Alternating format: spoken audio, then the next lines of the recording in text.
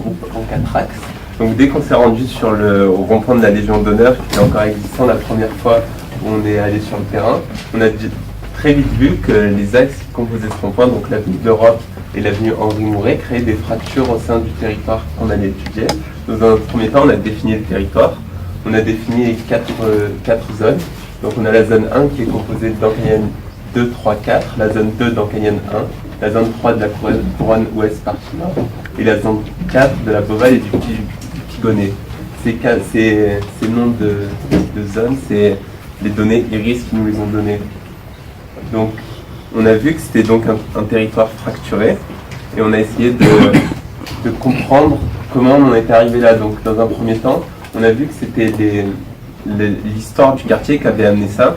C'est que c'est un quartier qui s'est construit dans les années 60-70, et à cette époque, la voiture était prépondérante. Donc on pense que les avenues qui structurent le quartier sont dues au fait que la voiture à cette époque était pensée comme nécessaire.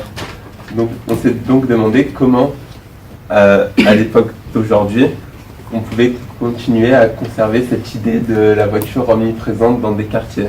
Donc on a voulu montrer par 2 échelles quelle vision contradictoire ça pouvait amener sur un territoire.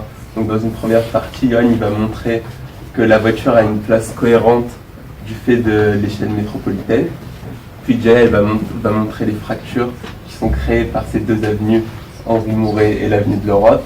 Et Roman va montrer la place du piéton au sein de ce territoire et comment le piéton s'est approprié le territoire. Du coup, je vais donc commencer par vous montrer comment s'articule l'échelle métropolitaine. Donc on peut tout d'abord voir ici qu'il y a 3 pôles importants dans la métropole qui sont Marseille, Aix-en-Provence et Métropole, et qui sont reliés par des axes autoroutiers qu'on voit bien par la couleur rouge qui montre la forte pollution de ces axes, et donc du coup qui permet aussi de montrer le nombre de voitures importants qui y passent. Donc bien sûr cette pollution pose aussi des questions de santé publique, etc. Et donc on a aussi également là le rond-point d'Aix-en-Provence, plus particulièrement, qui donc, comme vu ici, est un axe important qui relie les autoroutes et qui permet donc d'irriguer la ville, qui est la porte d'entrée de la ville vers les zones comme la gare routière ou le geste de Bouffance, mais qui est aussi une ouverture à l'échelle plutôt métropolitaine, avec même plus métropolitaine avec Montpellier, Gap, etc., vers les grands pôles. Et on voit également que le chiffre au-dessus rajoute, vient encore étayer le fait que ces axes engrange beaucoup de circulation, avec 42 500 voitures par jour, sachant que dans ce chiffre, on peut retrouver donc les voitures qui traversent Ancagnen, celles qui s'arrêtent, celles qui se garent en Ancagnen, mais également celles qui passent par l'avenue de l'Europe. Cependant, celles qui passent par l'avenue Henri Mouret ne sont pas comptées, et donc on pourrait encore rajouter ce chiffre, malheureusement on n'a pas pu le trouver. Et donc on peut également se dire que toutes ces voitures engendrent encore de la pollution sonore, visuelle, et également qui peuvent impacter la santé des gens. Et donc je vais donc maintenant laisser la place à Jaya qui va vous parler des fractures socio-spatiales. Bon, comme on l'a vu dans l'introduction, l'avenue Henri Mouret et l'avenue de l'Europe créent des fractures. Que nous avons ressenties sur le terrain, et après des recherches de données sur l'INSEE, on s'est rendu compte que ce ressenti est une réalité et qu'il existe 4 zones distinctes. Donc dans la zone 1 par exemple, on a un taux de chômage de 26,5%. C'est d'ailleurs dans cette zone qu'il y a le taux de chômage le plus élevé. Tandis que dans la zone 4, on a un taux de chômage de 12%.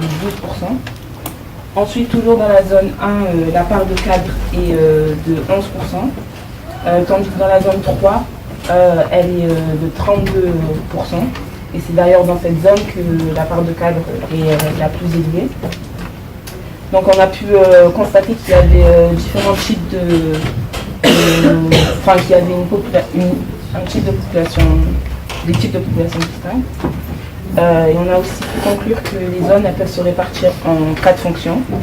Donc là, on a plutôt une zone culturelle, à fonction culturelle, avec le pavillon noir, la maréchale, le conservatoire et le théâtre. Ensuite, on a une fonction habitat social, et avec en gagnant 2, 3, 4. Et comme on peut le voir dans ce diagramme, plutôt dans cette zone, la part de locataires HLM est de 60%. Ensuite, on a une mixité fonctionnelle dans cette zone, avec moins d'habitations puisqu'il y a la fac de sciences, l'hôpital et la gare routière. Et ensuite, on a une mixité de l'habitat dans cette zone avec Ancagnani 1. C'est Camembert, il me permet de voir qu'il y a bien 4 zones distinctes et que ce n'est pas une homogénéité, qu'il y a vraiment une hétérogénéité des fonctions et des zones qu'on peut voir avec les pourcentages. Je vais vous parler des piétons. Donc, la voiture privilégiée, les piétons oubliés. Je trouve que cette photo le démontre bien. Une photo qu'on a faite. On est monté dans un bâtiment, on a pu prendre cette photo. Donc, on voit vraiment l'imposition des routes qui sont très épaisses. Donc, on a beaucoup de minéral sur cette photo, avec certes un peu de végétal, mais c'est vraiment ces gros axes routiers qu'on aperçoit, et on a surtout voulu mettre en valeur le petit personnage que vous ne devez pas voir. C'est le problème, c'est que le piéton a été oublié, enfin du moins le BHNS a été le mouvement qui a pu faire, ces travaux ont été faits par le BHNS, enfin pour activer pour les travaux du BHNS, sauf qu'on voit que les piétons passent très peu, voire pas du tout, sur les trottoirs qui ont été pourtant conçus pour eux, très larges et à une hauteur différente de la voirie des voitures. Cependant, ils n'y passent pas. Donc, où passent les piétons? C'est la question qu'on s'est posée. Et en se baladant sur l'avenue Mouret et qui continue au-dessus, on a remarqué qu'il y avait des chemins informels. Donc on s'est demandé mais pourquoi des chemins informels? Et en fait, on a remarqué que en empruntant ces passages-là, on était plus dans la végétation, on était plus au calme parce que, par exemple, sur cette photo-là, on est en hauteur par rapport à la voirie et par rapport aux voitures. Donc peut-être un sentiment de sécurité qui est ressenti. On arrive par exemple ici, donc côté droit de l'avenue Henri Mouret en montant en direction du rond-point.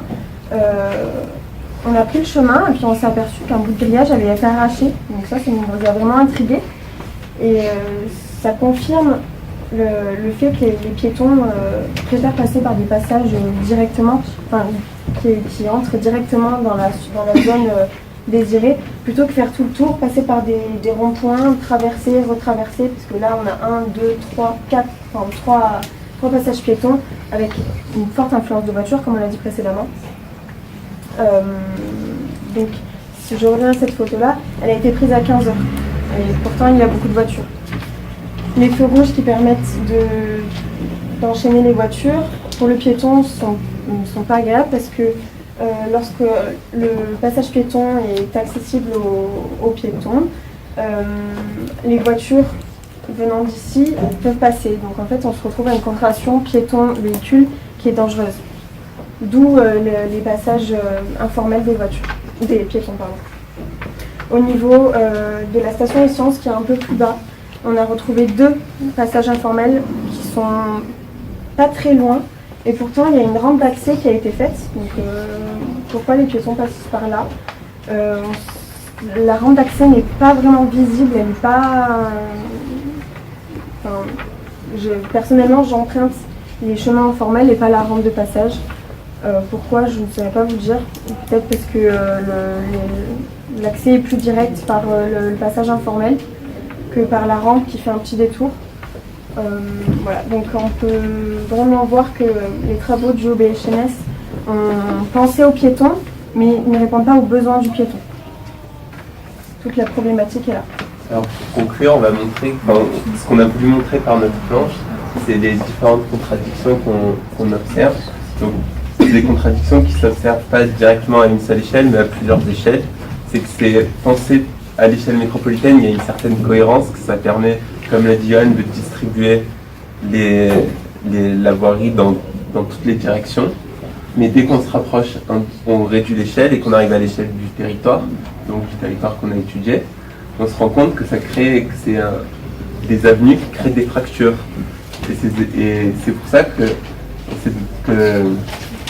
des piétons créent des passages informels. Et donc, il conviendrait de se demander pour la deuxième partie de l'année comment on pourrait articuler ces passages pour que les piétons se sentent à leur place et non pas faire comme ce qu'a fait le BHNS et construire en essayant de donner une importance aux piétons mais sans avoir l'avis des piétons. Merci. Oui.